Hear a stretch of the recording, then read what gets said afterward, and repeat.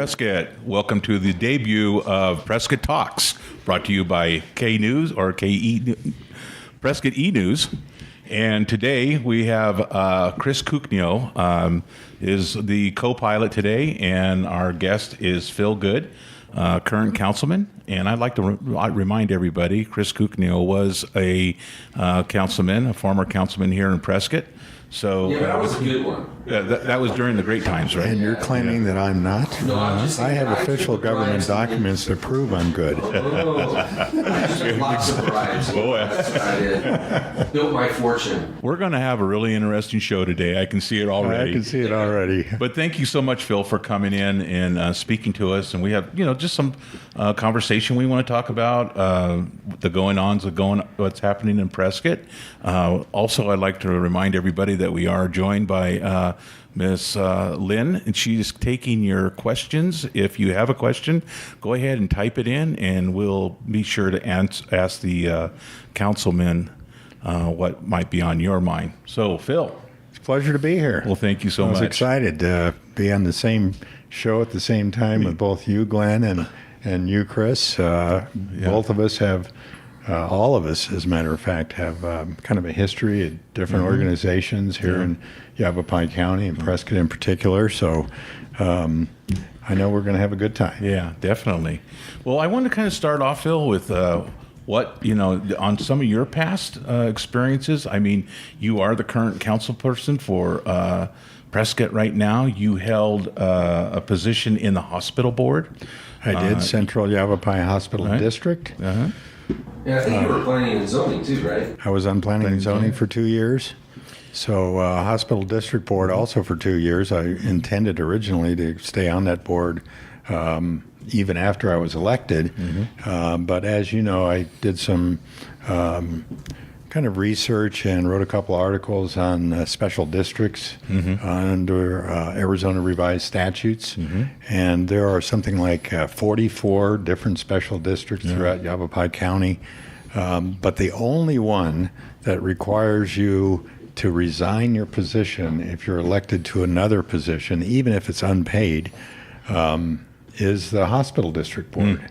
So I didn't know that uniqueness to it, and I thought I'd be able to stay on that board, but unfortunately I had to resign from it. So pretty proud in a couple of years. We are able to, a lot of people don't realize that what this board is. There hasn't been a contested election for a board director in over 15 years, I believe. But the Central Yavapai Hospital District actually owns all the land and the buildings that YRMC West here in Prescott operates. So they're kind of the landlord, and YRMC, John Amos and his team operate the hospital under the ownership of the taxpayers. So one of the first things I discovered was the fact that all of our taxpayers who own these buildings, I looked into some of the basic business coverage you would need if you're operating a business. And I discovered that the liability insurance, if there was a catastrophic loss, YRMC operations would be the sole beneficiary of the proceeds of that. So I was able to get the district covered under their liability policy. So if there was a loss, the taxpayers wouldn't be left holding the bag. So that was, I thought that was pretty substantial. That's pretty monumental, sure, absolutely. Right. And that's one nice thing that you do, Phil, I think, is you look out for the taxpayer. I think a lot of times people get on these boards and they feel like they become part of that organization and they're working for that organization, where you got to keep it dialed in to where you are representing the citizens. Well, I find that to be true in almost every government organization. After a certain amount of time, you think that you work for that organization rather than the constituents that voted you in. And I feel a direct responsibility for those people to make sure that the tax dollars that come out of their pocket every paycheck or at the end of every year when you file your taxes are truly looked at and protected, and making sure that those tax dollars pay only for the things that they are going to benefit from in a broad sense, and provide the essential services they expect from especially local governments. You know, a bad example of being different than the private sector, I think, was showcased with the across the board 2.5%, I think it was, increase in raises that the federal government was going to hand out, where in the private sector, you give raises based on merit, That's not just on absolutely right. time spent. And I think when I saw that come out, I was like, you know, why would you even try and do better? Everyone's going to get the same thing. Right. You gotta There's no reward the hard incentive. worker, right? Right.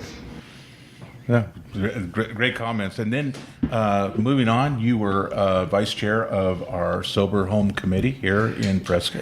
Glenn and I was proud to serve on that committee. That's under how the, Phil and I got to know each other. Right. So that was. So we were able to enact the permissive state law that our representative Noel Campbell was able to get enacted, Yeah.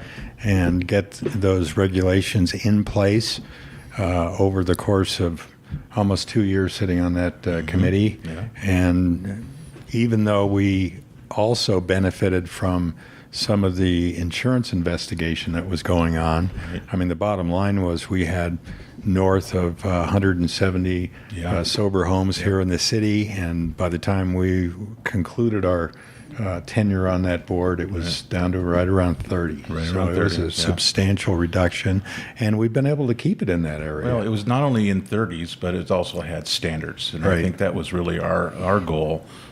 You know, we were never trying to shut down sober homes, but we were Right. trying to put a standard in the home for both the community and the people that were in it. And I Correct. think a lot of that was misunderstood by many people. But Yeah, our focus was on right. safety, Right. Making sure the people that were in those treatment programs had a safe environment. It was properly supervised. Yes. And I think we have a pretty good group of homes now that do provide Yeah. quality treatment. Well, and we've always had group homes in Prescott. I mean, we've had them for a long, long time.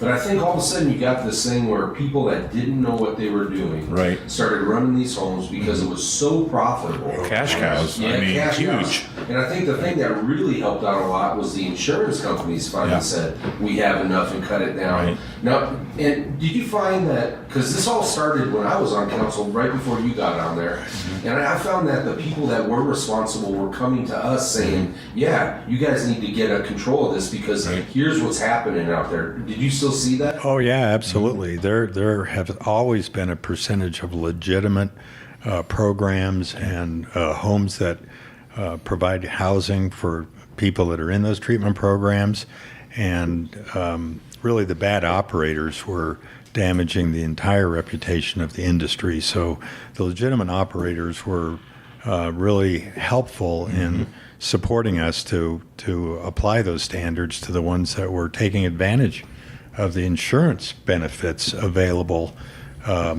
primarily under the Affordable Care Act that classified all the people who were involved in substance abuse as protected class of citizens, and that allowed them to be able to live in normal neighborhoods where a lot of people expected that they would be in some type of a facility. Yeah. And that protection allowed a lot of these homes to open up everywhere, even multiple homes on the same street. And they started to cluster, exactly right. Right. There was I remember a girl that came in, she had 4 little kids, and she had 15 rehab homes within 2 blocks of her house. Right.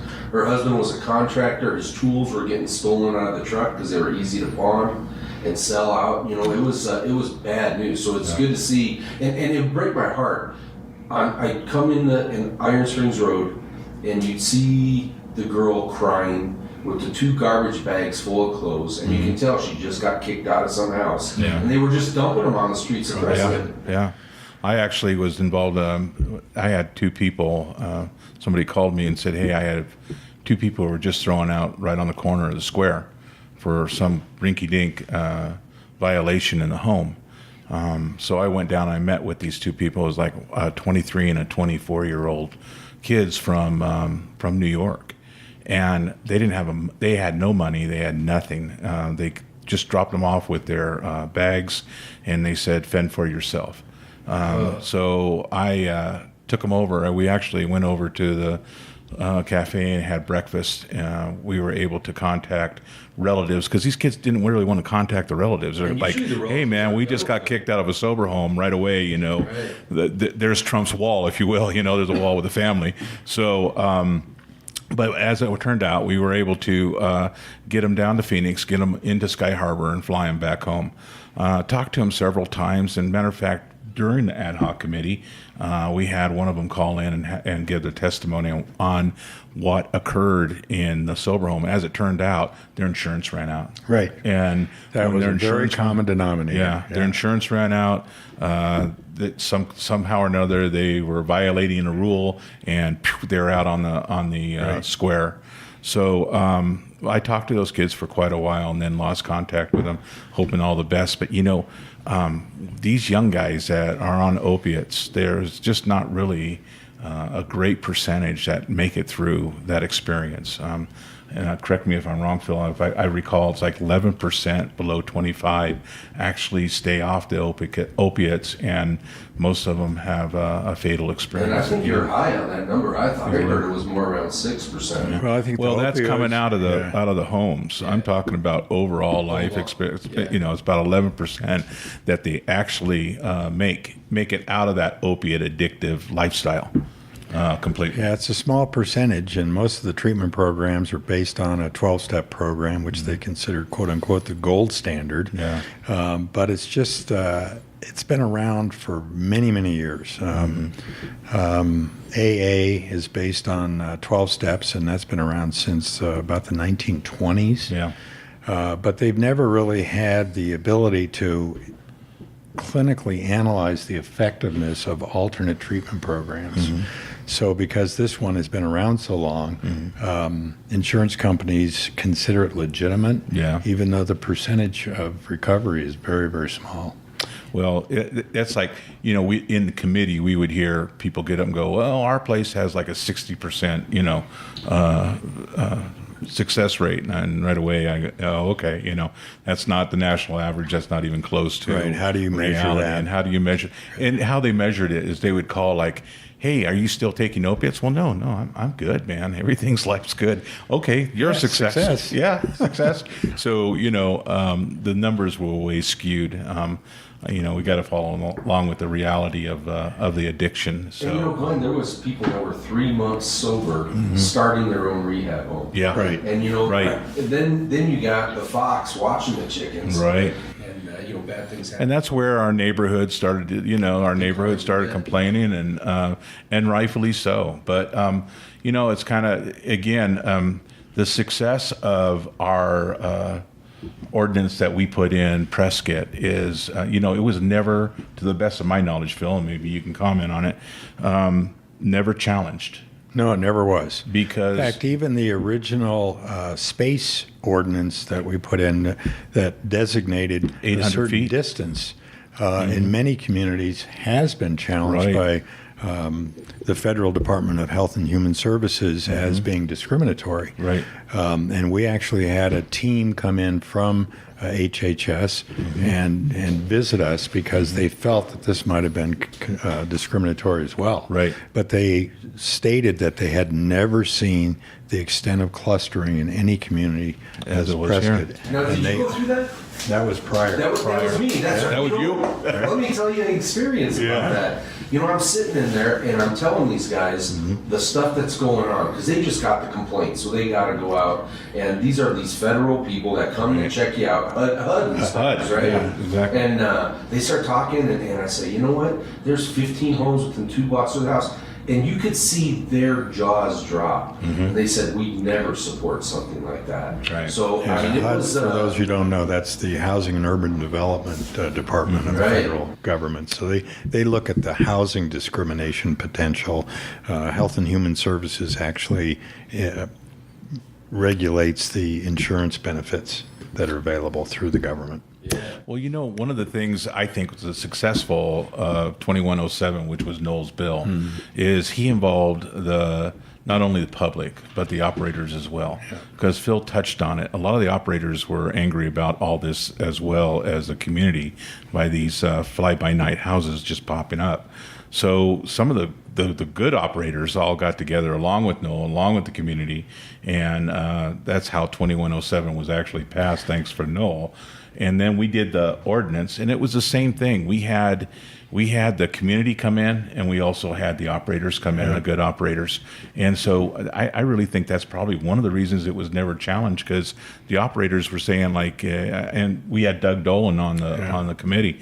Man, we need something out there. We need to control these guys out that are just letting these kids out at the coffee shops or work out, going over to Planet Fitness and just dropping them off, and they're running and smoking and doing whatever they do without anybody there. And that was one of the reasons we had that 24-hour house manager. You just can't do that. And they always have to have somebody under, in control. Providing legitimate supervision. And giving supervision. As a matter of fact, I just saw Doug Dolan recently had a post on Facebook that he's with Matt Force. He is. Yes, he is. He's going to be one of the ambassadors of Matt Force.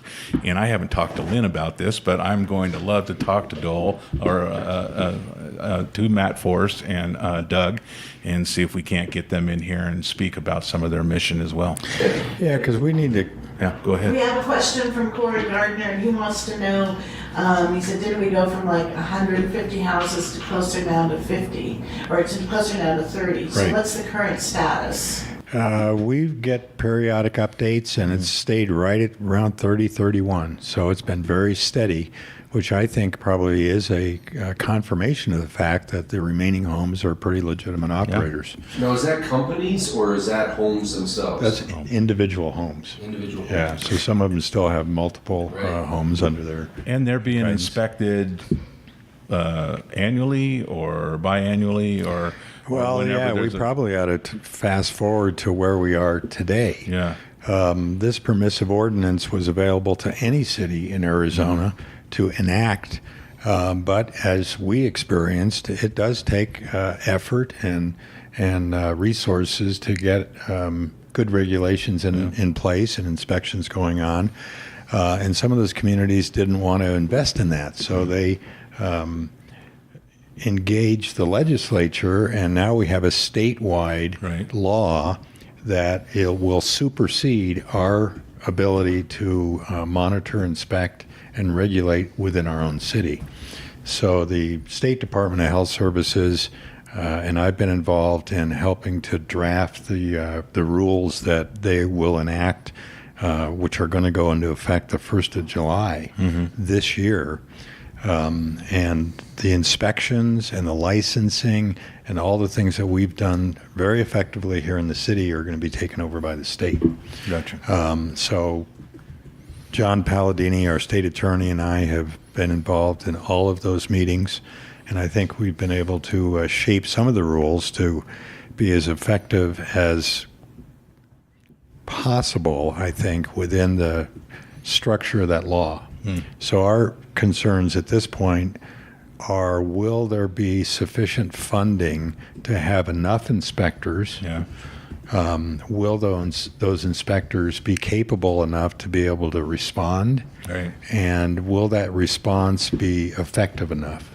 Because some of the rules right now screen the city from even knowing who's applying to start a home, which is problematic because you could have two homes within that space restriction, both applying for licensing, and we don't even know about it. Yeah. And they could go through this whole long licensing process and invest the money to get it done, and then find out that they're right next door to each other. Yeah. And they wouldn't be allowed to operate.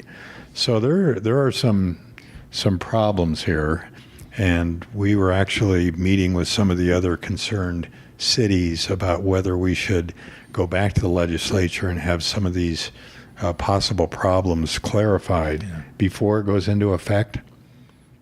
But we figured, and my comment was, no matter what law you put into effect, there's going to be unintended consequences. Yeah. You just don't know what they're going to be. So do we go back to the legislature now, fix some of these potential problems, and then find out there's more and have to go back again? We kind of decided as a group that we probably have done as much as we can with the draft rules.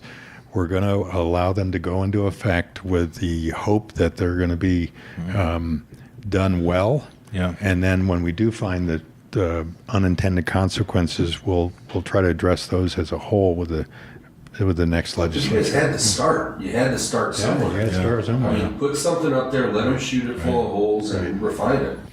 Yeah, it's supposed to be self-sustaining. The licensing fees are supposed to pay for the cost of the department's inspectors and regulations and things like that. So it's not inexpensive. It's going to be probably $1,000, maybe a little bit more than $1,000 per operator per year, and then there's a charge per resident. So it has the potential to be done well. But I don't know about you guys, but I'm a little skeptical when it comes to government regulation being done well. Yeah, no kidding. Well, it's interesting how government works because, just from the vision of this old guy, I'm retired, number one, so I'm just kind of watching. But I know Noel tried to get some legislation the first time around, and it was shot down because of the cost to the state and HHS. And so then he came back with 2107, which was a permissive bill that if you're a city that wanted to do something, you can. You don't. And then and I heard a lot of the comments while I was down in Phoenix that well, this is a Prescott problem. It's not my problem in our area. Well, sorry to say that it became a problem in that area. And then all of a sudden, everybody was on board with Noel saying, man, what do we do? And Noel spearheaded this challenge. And it actually started in the Senate because homes were popping all over Scottsdale and Mesa. And, the neighborhoods were saying the same thing to their representatives as the Presconians were to our council. So that's kind of how that ball started rolling. And but like Chris said, you got to start somewhere, and we're back to kind of where we really wanted to go with some kind of state legislation to put a standard in these homes. I just hope that it comes to tuition where it's as successful as I think ours has been here in our hometown. We'll see how that issue plays out. Yeah. I got a Do question. continue. When you're kind of related but not related, and we talk about government putting on burdens on private industry, private sector, and we introduced the business license that we had to put in, and really it was to know what's happening in your town. That's what it was. So, because we had no idea what businesses were here, we couldn't offer any kind of information for someone moving in. But then the businesses started saying, they were okay with the $35 or whatever, but now they have fire inspections that they have to pay for, and they have something else. Where is that right now? Has that changed at all? Do you know? There's still some concerns about that licensing cost escalating beyond what was initially expected. Fire inspections, I think, are legitimate. However, in some types of businesses, it doesn't seem to really apply, and sometimes you'll have a business suite with 6, 7, or 8, 9, 10 businesses in there, and those inspections could be all done at one time, so your unit costs would be low, but every business has to pay the same fee. So, But the word is that the businesses are already paying for the fire department. Why are they getting additional fees for this inspection? that's a question. Yeah. I had a problem with it originally because it was proposed to be providing some benefit for the businesses themselves. They'd have a registration on the city website. They would be identified what type of business they had, so potentially future businesses that wanted to relocate here could understand what their competitive market would be and whether this would be a good place to operate and where would be the best location for them to operate. So we've done some of that. I don't think it's adequate enough because they're just kind of general in nature. It's like retail and said, okay, what kind of retail? And then it took probably, close to a year to get that loaded into the website. And I felt that we've kind of breached our contract because we were saying, okay, businesses, this is the benefit you're going to get for this cost. Okay. And both parties have to perform, right? Well, we weren't performing. So I was pressuring Lars, our licensing guy, to say, listen, if this doesn't get done, I'm going to propose to the council that we repeal this because we're in breach as far as I'm concerned. Yeah. So guess what? It got done. And I think one thing that this came on about the same time as the group home thing came on, and one of the reasons that was pushing this was the all of a sudden influx of Airbnb and homes for vacation rental. And with the rehab homes, they were going into our residential neighborhoods and disrupting the residential lifestyle. The Airbnb stuff was doing the same thing. And I'm a private sector guy. I like the free markets and industry, but if you had a vacation home right next to your home, you have people coming in that are on vacation. And what they were doing was they were leaving the dogs in the backyard, and every week you'd get a new set of dogs that would just be barking all night because they're freaked out. They don't know where they're at. And these guys are, they're on vacation. They're partying until the wee hours of the morning, and you got to get up and work at 6 a.m., So I don't know if are we getting a handle on that? Because I think Ducey jumped in and said it's okay. It is, and it was passed, and it does take away the city's ability to regulate the location and the number of those homes, and our hands are pretty well tied. There is a new bill in this legislature trying to define homes that are really bad neighbors, that are having multiple complaints, causing, trash or debris in the neighborhood, and extending some regulatory control to the local municipalities to be able to kind of rein those in. So what were you talking about? Unintended consequences? And the fairness on bed tax. So every hotel, you're charging them a bed tax, which I think is bringing in about $800,000, something like that. It's a substantial amount. But Airbnb is getting a free ride on that. They're not having to pay the taxes, which are used to exclusively promote tourism, which they're getting the benefit off of as well. Right, and then we have the state proposition that was passed excluding any taxation for services, and this is providing a service, a lodging service, where it's not a product. So they're excluded from some of those tax implications as well. Is there still a phone number? I know when we were on committee, Phil, we had a phone number that the citizens were able to call in and say, I'm having an issue with this home or that home. Is that still? And he's going to a special black book here, so I guess there just is. happened to have my hotline number here. I'll be darned. Now, folks, this was not determined. I carry this around in my pocket. He does. Along with my U.S. Constitution. Is this an age thing, Phil? Because I'm writing more things down. You know what's bad on my deals? I have to write down the punchline when I tell a joke. I remember the joke, I just don't remember the punchline. So, good. Anyway, go ahead, Phil. If you're dealing with any type of a code violation that you suspect or even know, the city does have a code violation hotline. That number's 928-442-2633. So debris or trash or noise or any of those kinds of things that we just discussed would be responded to by calling this number. So again, 928-442-2633. And I happen to have another one here too. If you have problems with your street, you got potholes, you've got other issues that are street related, we have a street hotline number, which is 928-777-1666. So again, 928-777-1666. And, awesome. We can talk about public work projects too. Well, does those numbers include like overgrown weeds? Because I know that I have never heard of a wildfire in January. And I was driving out 89A the other day. The amount they're already having these giant grass fires, and you're never going to cut all that because it's out in the middle of nowhere. But even in town, if you start looking around, there's a lot of overgrown grass, and even when the dirt is wet, you have straw that's sticking up about 2-3 feet. Well, we've made some changes in staffing throughout the departments in the city, which I'm quite frankly pretty pleased with.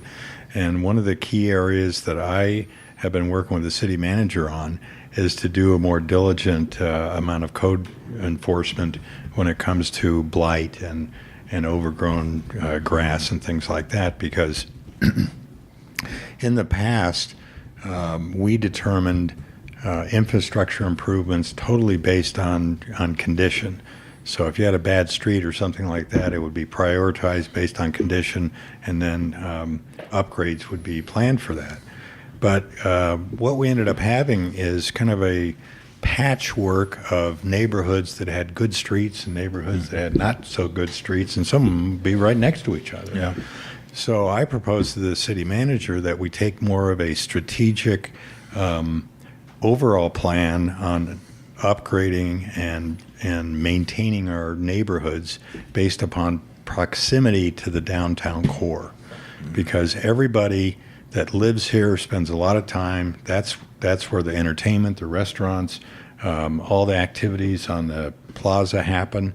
And when tourists and visitors and potential business owners, they always come down to the plaza, and then they start kind of investigating the community from that core area.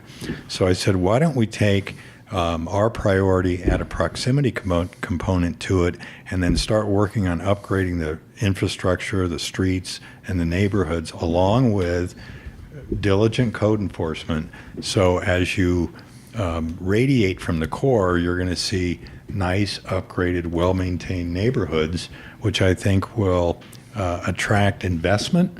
It'll attract infill development rather than all these communities that are on the far edges of the community where we have to extend services. We'd much rather have infill development where we already have police and fire protection, et cetera. So we now have 2 code enforcement officers, where a year ago we only had 1. Right. And we just had a meeting, the city manager and I, with them to let them know how important their job is and to recognize what they're doing.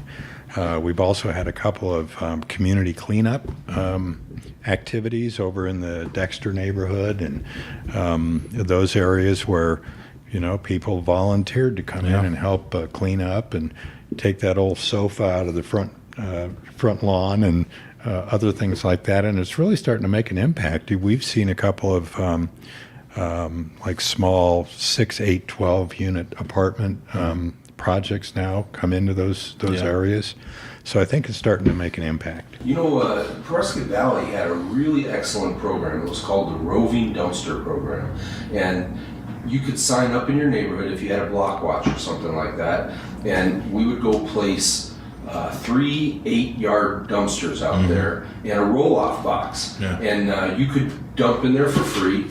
You come out, we pick it up, and they were working off a grant that they got. And the funny thing was, when you talk about the sofas and stuff, people would sneak stuff into the roll-off box at night. We'd leave this empty roll-off box. And it was free. And they could come out, they could do it for free. But we'd come there the next day, here you got the chairs, you got the mattresses, all snuck in there. I thought it was really funny, but it that was happened. highly effective. We had, I think, 6 of those big dumpsters, maybe 8 of them, over at Prescott High School when we were doing the Dexter neighborhood, and we had people drive by and they had a pickup truck, and they go, "What's going on there?" And I said, "It's a free debris collection." You mean I could go in my backyard and bring something back? And son of a gun, they came back about an hour later with a big old sofa that they dumped in there too. Yeah. So it was free, and it supports every part of the community. And you got the free dump days, but a lot of people don't have a trailer. A lot of people don't have the pickup truck with the bed. They just got the little car. And a lot of people, especially in the Prescott community, they don't have the back to do that. So a lot of times the volunteers in that community would say, "Oh, you need us to go do that?" They'd come up and pick the chair up from the person, throw it. And speaking of sober homes, we had a couple of those big white vans that were full of people that were living in those treatment homes and those sober homes. They came by to volunteer to help out. It was wonderful. Well, that does another subject completely. we do talk about sober homes a lot, but a lot of these homes, they, as part of the recovery program, they do have their people come out and community service. do community service, and that's kind of like what we did when we were on the committee. That was all community service. And I was thinking this while you were talking about that.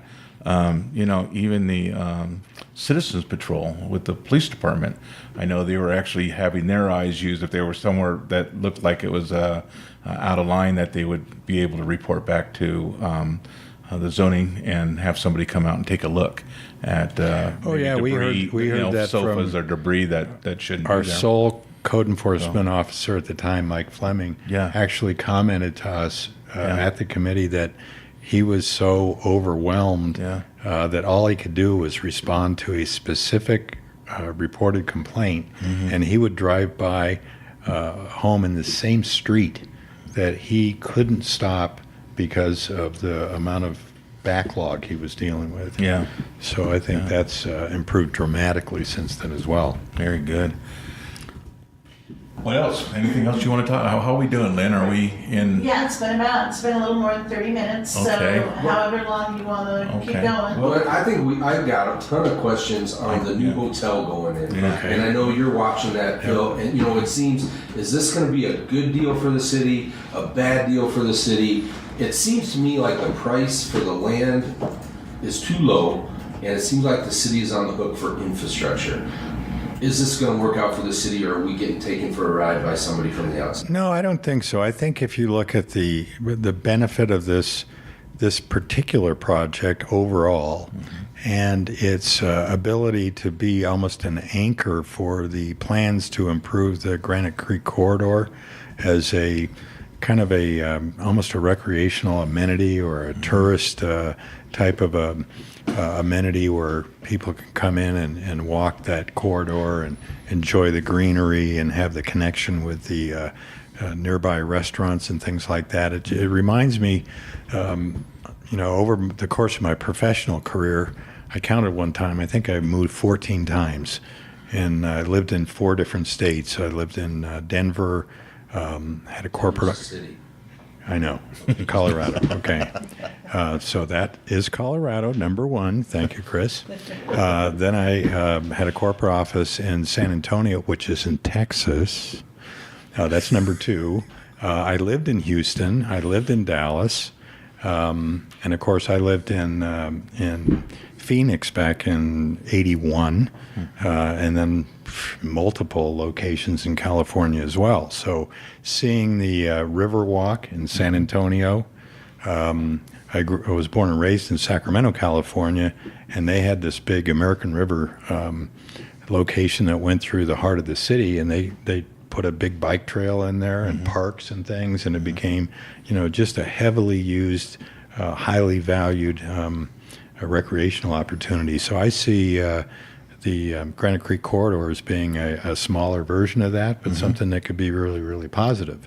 So to your point, extending utilities and infrastructure is something the city commonly does for virtually every development.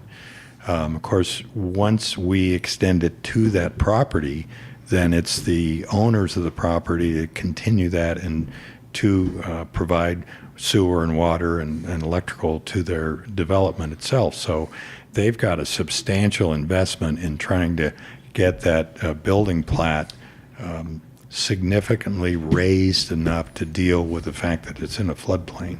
So they estimate their cost for just getting the foundation set up at over $700,000. So it's not an insignificant amount. But the Planning and Zoning Commission met yesterday and had the first look at some of the details of the development itself. Now, there's two aspects to this: the contract for their lease of the land, which is city-owned, and then, of course, their investment and the actual building of the property. So if we look at the contract itself, there's been a lot of controversy about that because of the stated value of this. Now, This is a lease purchase, which is kind of a combination or a hybrid between a normal acquisition of city property, which has to be publicly bid and go to the highest bidder, or a lease, which in the city charter allows the city manager to negotiate a lease because it doesn't have to be publicly bid because it's not acquiring city or taxpayer property. It's just a lease of that property. So a lease purchase, for those that aren't familiar with it, is a lease fee of city property for a specific period of time, and then an option to actually purchase that property sometime during the course of the lease. So that is not addressed in the city charter. There's no mention of a lease purchase. Purchase is addressed. Lease is addressed, but not a lease purchase. So that's why it didn't really go out to a public bid as a lot of people expected. It was negotiated with a determination of what was considered to be a fair purchase amount, which was $300,000, that could be exercised within 5 years or up to the full period of the lease, which is a 50-year lease. Wow. And it has a 1.5% annual escalator in there that isn't actually applied annually. It's accumulated over 5 years. So they did get a 7.5% increase after 5 years. And then the lease fee per month is designated as $1,250 or $15,000 a year. So, But the real value, I mean, and I understand that. I want to make sure it's probably washing pretty good with the money. But the real benefit is additional hotel rooms, which we're desperate for, cleaning up that area, and what are we going to do with the hobos? Right. Because that's their place down there right now. Yeah. And what are we going to do with? Are we going to have a conference center? Right now, if you have any conventions come in, they're at the resort, which is on the reservation. Right. We don't have anything in Prescott, and I understand these guys are planning on a 250, 350 amount of people in their a conference room, or is that right? Or am I? well, they'll have some meeting facilities within the hotel building itself. And then, of course, they will have a connection to the railroad trestle that crosses the creek. That's been there for many, many, many years. And that'll all be upgraded. That'll in that be all area, be so- upgraded. Right now, it's Yeah. blocked off because it's no longer safe Right. to even walk on. Right. So that'll be allowed. And then they're negotiating with Prescott College to acquire the Sam Hill warehouse and then repurpose that as a meeting space. So we have some questions here. Right. First of all, Dan Cox wants to know, how come we had to pay some guy to come in and ask the people who live here what we need, and why didn't the mayor and Prescott City Council just do that on their own and save the money? And then we also... Is that the Ron Drake question? Yes, Yeah. and then Corey Gardner wants to know, he said, am I right that Sam Hill will be torn down to be replaced by a new Hilton? And also, Phil, you've been asked to speak a little louder. Okay. I'll get a little closer to the Well, microphone then. Speaking louder for the room so that the Okay. Gotcha. can hear you. So there we go. Well, let me answer that second question first. No, the Sam Hill warehouse is not planned to be torn down. It is not on the Hilton Hotel property. It's across the creek from it. It's currently owned by Prescott College, and the plan is to acquire that for the operators of the hotel to acquire it from Prescott College, and then to use the interior space as a meeting, large kind of meeting location, possibly even maybe a small convention.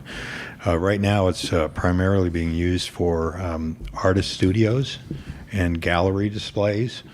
So they want to keep the exterior and the structure as it is, and just repurpose the interior. It used to be a great nightclub. I remember I used to go there with my wife and we'd go dance, and it was awesome. And then the other question was the Ron Drake. Keep in mind that his consulting fees were primarily paid for by the Chamber of Commerce and the Prescott Downtown Partnership. The city was sponsoring a small portion of that, not a significant amount, And his reputation as someone who really can help identify some key areas of improving or upgrading or enhancing downtowns is pretty substantial. So I think he's a legitimate consultant in that area. But I participated in the last visioning evening where we had about 100 people in the room, and I think about 12 or 13 different groups that brainstormed on the things that they would like to see enhancing the downtown core. And quite frankly, many of the things that were suggested are things that the city is already working on. We already have plans for. Some of them have already started. Some of them we're planning to do. So I didn't really see any dramatically new ideas. Some of them are somewhat impractical. We can't have broad sidewalk dining on Whiskey Row. You know, are you going to tear down the buildings and move them back so you have a bigger sidewalk? That's not going to happen. Don't start that rumor. Don't start that rumor. No. But, you know, there is some already. I mean, you've got sidewalk dining in front of Lone Spur, in front of Taratai, Mob Burger. Yeah. Quite of those places will have a table or two. So we could do more of that, perhaps. But, you know, I think his experience is working with declining downtowns. You know, we have a vibrant, exciting, wonderful downtown that can be, you know, kind of polished up a little bit, but I don't want to see it change too much. I think everybody who comes here falls in love with our courthouse and our downtown core, and there's a few things we can do, and here's one I'm working on. How do you like to see all those run-down, multicolored plastic news boxes that are on every corner, it seems like, in the courthouse plaza area? Half of them are empty. Yeah. And they don't really give you a nice, positive, clean look at our main area. Well, I've been working with the city manager over the last 6 or 8 months to come up with some bids on how to put a nicely designed pavilion type news box structure that I've seen in other cities, where, you know, you just have the doors that'll come down, but it's clean and neat, and that way we don't violate any First Amendment rights for news. But we have a much cleaner looking, less kind of those old boxes that I mean, they look bad. you throw right? 50 cents in, they don't open. That's right. Those ones. So we're working on that, and that's going to come up pretty soon. The Ron Drake, though, I got a feeling that you're right. He, to the listener that's watching us, he didn't want to change it. He's more of an enhanced guy. And he was talking a lot about the empty buildings that we have downtown. What can we do with them? And that's like the territorial courthouse. You know, can you have retail on the bottom, condos living on the top? Dino Boleri's got a bunch of vacancies up there. Right. And I mean, I just And the feel old like Prescott Athletic Club was designed exactly for that.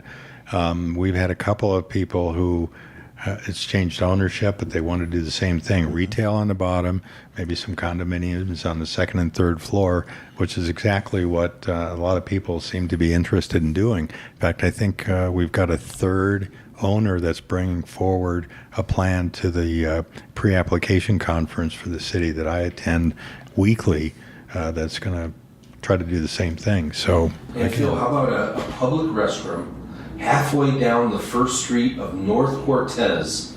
And you could put your newspaper things on the outside, but none of those places down there will let you go tinkle. And when you go into those antique stores, you spend hours in there, you gots to go. And when they say, oh, there's a restroom at the courthouse, that's a long ways to go. Long walk.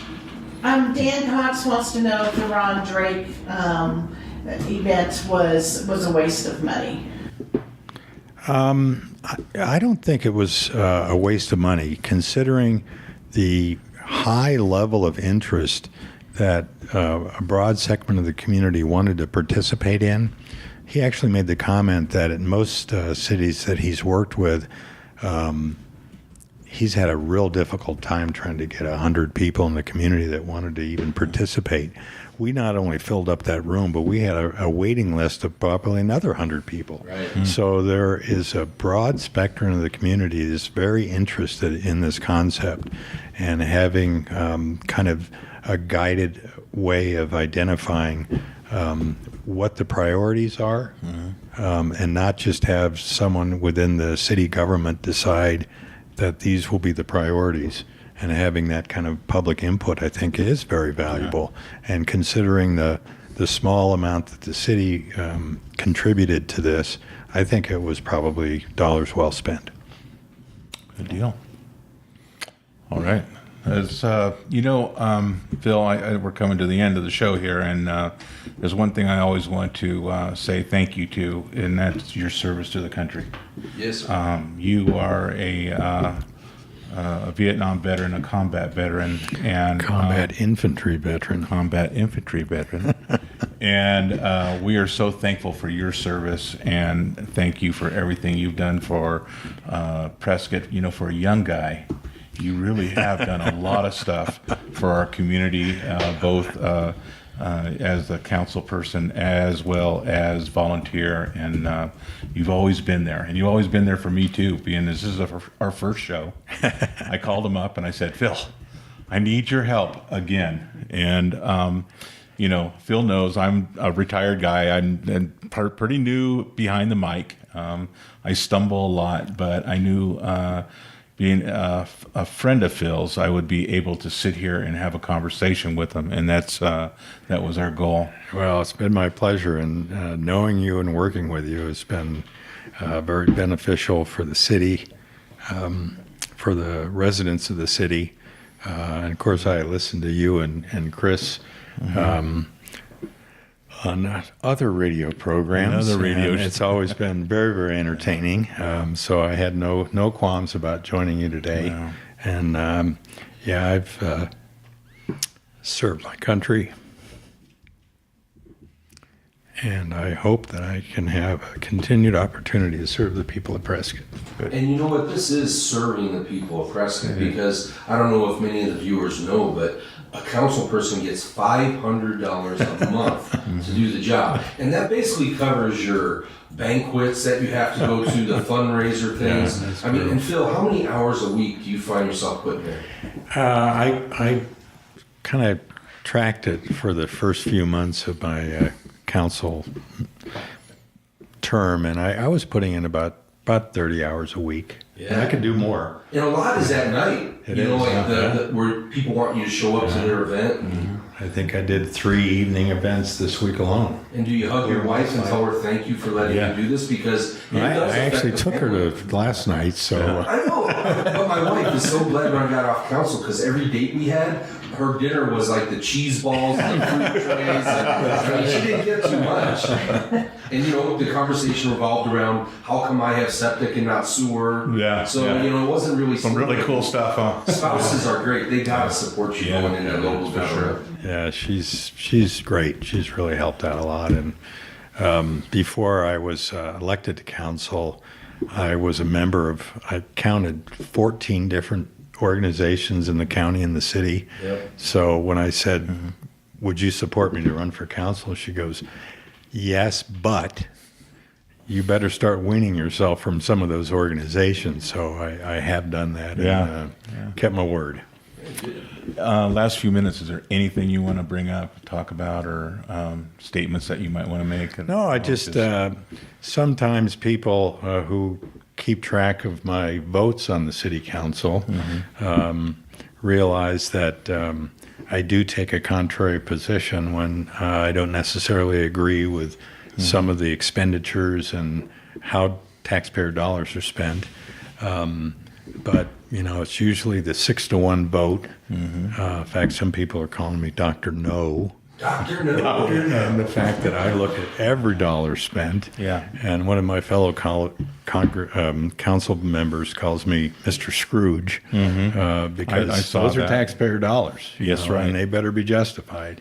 But I think a lot of the things I have been able to get done have been behind the scenes, working with the city manager and getting things like maybe these post boxes. A lot of people maybe not notice that we now have these little lines at the end of the parking stalls on Gurley, with the signs up there. It says if it doesn't fit, don't park, Yeah. because you're going to get a ticket. Yeah.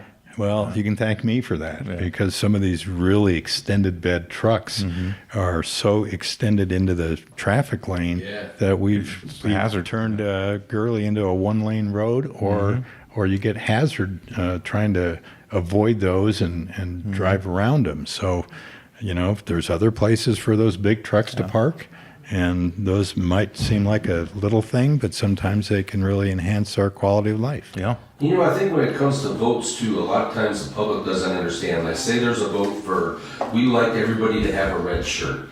And, everyone says, that's a great idea, let's do it. But, that each red shirt is costing the taxpayers $5,000. Right. So you vote no, and then all of a sudden you're against red shirt people. And that's extreme, but there's a lot of things where you're voting no, not necessarily because of the obvious on the surface subject, but there's deeper things attached. I don't consider those votes a popularity contest. I'm a conservative, okay? And what that means to me is I believe in limited government, low regulation, low taxes, strong public safety component. I believe in traditional family values. And those are things that I will fight for, because I think they're the best way of government to work. And government should be limited, and I'd rather see each individual have the choice and the individual responsibility to make the decisions that are best for them and best for the community, and not have government come in and make those decisions for them. So when I vote against the $5 per person on a red shirt, it's because I say government shouldn't be in that business. People should be able to keep those $5 in their own pocket and decide if they want a red shirt or a blue shirt or a white shirt. It's up to them. Individual responsibility is what made this country great. But 5 other of your council people claim to be conservative Republicans too, so I'm kind of surprised that you don't have more support when talking about those things. Don't answer anything, just leave it there. That's for another show. That's another show. Yeah, no kidding. Well, you know what's a whole hour on that one. We could sit here and keep on going and going and going, but I think we better wrap this thing up. Thank you so much, Chris, for coming in and helping me out and being the co-host and being my wingman. We were talking before the show. I'm not really good behind the mic yet. I'm still learning how to do this.